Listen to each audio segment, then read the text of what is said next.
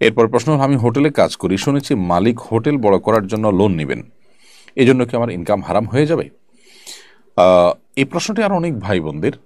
আপনি কোনো প্রতিষ্ঠানে চাকরি করছেন, যে প্রতিষ্ঠানের মালিক পক্ষ সুদি লোন নিয়েছেন ব্যবসা সম্প্রসারণ করবার জন্য।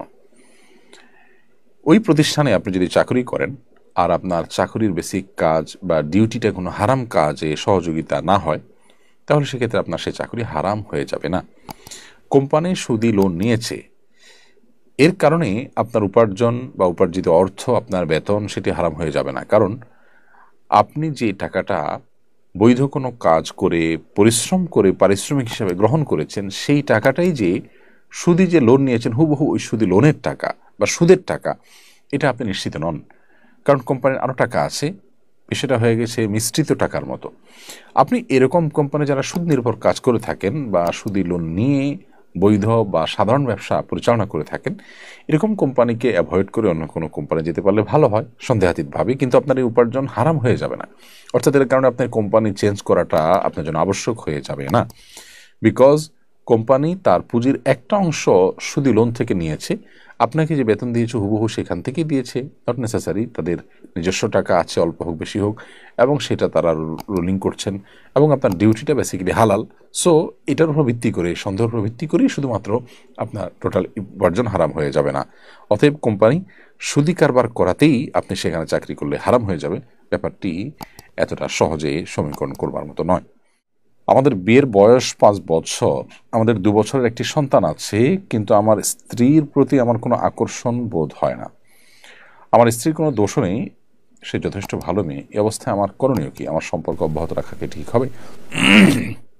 দেখুন, এই ইস্যুতে আপনাকে সিদ্ধান্ত নেওয়ার আগে একটা দীর্ঘ সেশন নেওয়া উচিত, বা একাধিক দীর্ঘ সেশন নেওয়া উচিত ভালো প্রাজ্ঞ কোনো আলিমের কাছে, যেখানে আপনারা উভয়ে থাকবেন এবং আপনাদের উভয়ের সুবিধা অসুবিধাগুলো সব আলাপ আলোচনা করবেন।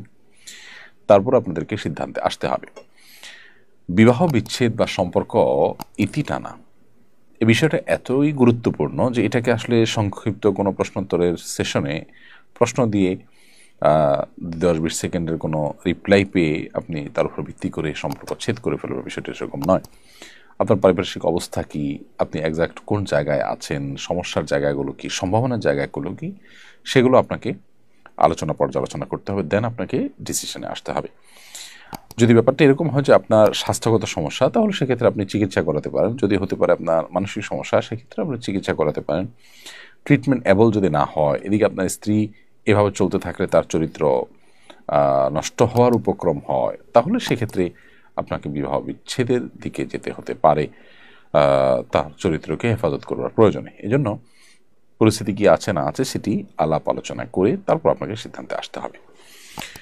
কয়েকদিন ধরে বাংলাদেশ ভারত সীমান্তে বিজিবি বিএসএফ উত্তেজনা চলছে। সীমান্ত রক্ষার্থে যদি বাংলাদেশি সেনা মারা যান, তাহলে তারা বিশেষ কোনো ফজিলত পাবেন কি না? খুবই গুরুত্বপূর্ণ প্রশ্ন। যে কোনো মুসলিম প্রধান দেশের ভূখণ্ড, সেখানে মুসলমানরা বসবাস করেন, তাদের নিরাপত্তা এবং তাদের ইবাদত বন্দিগির নিরাপত্তা, ইসলামের নিরাপত্তা, মুসলমানদের নিরাপত্তা, এটিকে মাথায় রেখে কেউ যদি আল্লাহকে সন্তুষ্ট করবার জন্য মুসলিম প্রধান দেশের ভূখণ্ডকে পাহারাদারি করেন, তিনি সীমান্ত পাহারার কাজে নিয়োজিত থাকেন, তাহলে সেক্ষেত্রে এটি তার ইবাদত হিসাবে গণ্য হবে ইনশাআল্লাহ তাআলা। কিন্তু উদ্দেশ্য হতে হবে আল্লাহ সুবহানাহু ওয়া তাআলার সন্তুষ্টি। চাকরি করেও আল্লাহ সন্তুষ্টি আশা করা যায় যে আমি এই সেক্টরে চাকরি করছি একটি বিশেষ ফজিলত লাভের আশায়, আল্লাহ তাআলার সন্তুষ্টি লাভের আশায়, তাহলে সেই চাকুরিটিও আপনার নেকামল হিসেবে গণ্য হতে পারে। অতএব আমাদের যে সমস্ত বিজিবির ভাইরা আছেন, তারা যদি সীমান্তে প্রহরা দিয়ে মুসলিমদের নিশ্চিন্তে ঘুমের ব্যবস্থা করা, তাদের নিরাপদে থাকার ব্যবস্থা করা, তাদের ভূখণ্ডকে প্রহরা দেওয়ার ব্যবস্থা করা, এটা যদি তাদের উদ্দেশ্য থাকে এবং আল্লাহ তাআলাকে এর মাধ্যমে সন্তুষ্ট করতে চান, আল্লাহর কাছ থেকে সওয়াব পেতে চান, ইহতিসাবুল আজর মিনাল্লাহ, বা আল্লাহর কাছ থেকে সওয়াব পাওয়ার আশা যদি থাকে, তাহলে সেক্ষেত্রে তার এই কাজটা এটা ইবাদত হিসাবে গণ্য হবে। এবং ইবাদত হিসাবে গণ্য হওয়ার কারণে এর মাধ্যমে তিনি আল্লাহ সুবহানাহু ওয়া তাআলার কাছ থেকে আজর পাবেন। যেমন একটি হাদিস রয়েছে, নবী সাল্লাল্লাহু আলাইহি ওয়াসাল্লাম বলেছেন যে মুসলমানদের ভূখণ্ড এর নিরাপত্তা বা মুসলমানদের ভূখণ্ডের পাহারাদারি যদি কেউ করেন রাত জেগে, তাহলে সেটা দুনিয়া এবং দুনিয়ার মধ্যে যত কিছু আছে এর চাইতে উত্তম হবে। অন্য হাদিসে রয়েছে যে মাস জুড়ে রোজা রাখা এবং রাত জেগে ইবাদত করলে যে পরিমাণ সওয়াব পাওয়া যাবে, মুসলমানদের ভূখণ্ড দাঁড়ি করলে তার চেয়ে বেশি সওয়াব পাওয়া যাবে। এভাবে বিভিন্ন রকমের ফজিলতের কথা বর্ণিত হয়েছে যারা মুসলমানদের প্রহরার কাজে নিয়োজিত থাকেন তাদের জন্য। সো সীমান্তে যারা বিজিবি হিসেবে দায়িত্ব পালন করছেন তারা যদি মুসলমান হয়ে থাকেন, আল্লাহর কাছ থেকে সওয়াবের আশা রাখেন এবং উদ্দেশ্য তাদের এটা থাকে যে তারা মুসলমানদের ভূখণ্ড পাহারাদারি করছে, আল্লাহর কাছে সওয়াব পাবেন তারা, এবং পাশাপাশি অন্যান্য গুনাহের কাজ যদি তারা সাধারণত না করেন, অর্থাৎ সেখানে দায়িত্ব পালন করতে গিয়ে আবার কোনো হারামে লিপ্ত না হন, আশা করা যায় তারা আল্লাহ সুবহানাহু ওয়া তাআলার কাছে সেজন্য আজর এবং বিনিময় লাভ করবেন। এবং এই দায়িত্ব পালন করতে গিয়ে তারা যদি মারা যান, ইনশাআল্লাহ তারা শাহাদাতের মর্যাদা নিশ্চিন্তে লাভ করবেন।